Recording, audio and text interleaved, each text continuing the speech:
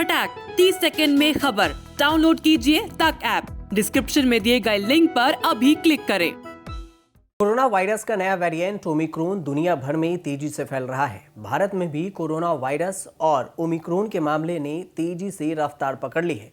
पिछले 24 घंटे में देश में करीब 3,06,000 से ज्यादा मामले सामने आ चुके हैं। हालांकि 23 जनवरी की तुलना में 8% की कमी देखी गई है। लेकिन इस बीच एक बुरी खबर भी सामने आई है कि इंडिया SARS-CoV-2 जीनोमिक कंसर्टेरियम यानी INSACOG ने अपनी ताजा बुलेटिन में कहा है कि कोविड-19 का ओमिक्रॉन वेरिएंट भारत में कम्युनिटी स्प्रेड के स्टेज पर पहुंच गया है। साथ ही महानगरों में यह बेहद प्रभावी हो गया है, जहां नए मामले तेजी से बढ़ रहे हैं। ओमिक्रॉन का सब वेरिएंट BA.2 देश के ज्यादातर हिस्सों में पाया गया है। अब तक के अधिकांश ओमिक्रॉन मामले एसिम्प्टोमेटिक यानी हल्के लक्षण वाले हैं। मौजूदा लहर में अस्पताल में भर्ती होने वाले और ICU में भर्ती होने वाले मामले बढ़ रहे हैं। साथ ही खतरे का स्तर भी बदल रहा है।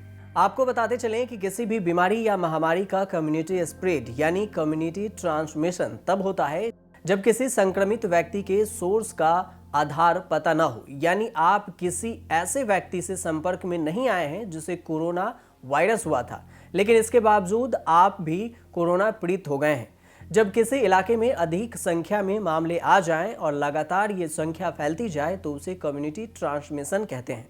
INSACOG का 10 जनवरी का बुलेटिन 23 जनवरी को जारी किया गया। बुलेटिन में कहा गया कि BA.2 लाइनेज भारत के ज्यादातर हिस्सों में पाया गया है और इसकी वजह से एसजीने ड्रॉप आउट पर आधारित स्क्रीनिंग में नकारात्मक नतीजे भी आने की संभावना है। एसजीने ड्रॉप आउट ओमिक्रॉन की तरह एक जेनेटिक वेरिएशन है। हाल ही में रिपोर्ट किए गए B16402 लाइनेज की जांच की जा रही है। तेजी से फैलने का कोई भी सबूत नहीं है जिसमें इम्यूनिटी से बचे रहने की विशेषताएं हैं। फिर भी इसे फिलहाल चिंता का वेरिएंट ऑफ कंसर्न नहीं माना जा सकता है। अब तक भारत में इसके किसी भी केस का पता नहीं चला है।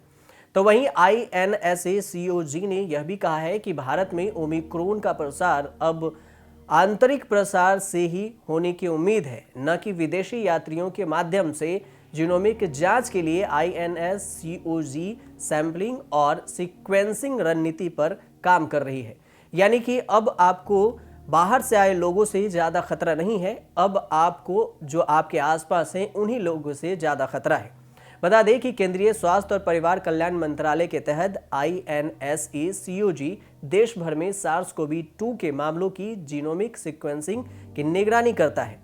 INSACOG द्वारा अब तक कुल 1,50,710 नमूनों की सीक्वेंसिंग की जा चुकी है और 1,27,000 से ज्यादा नमूनों का विश्लेषण किया गया है।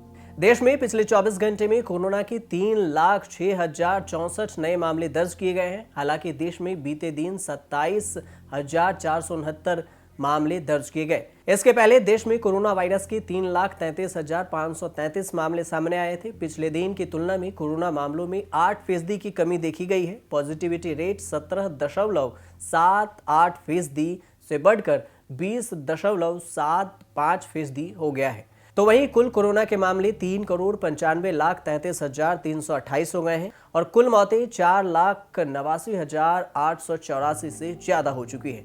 इसलिए कोरोना से आप भी सावधान रहें, क्योंकि यह बेहद ही घातक है। और सोशल डिस्टेंसिंग का पालन करें, मास्क लगाएं और वैक्सीन नहीं लिए हैं तो वैक्सीन जरूर लें। देखते रहिए न्यूज़ तक।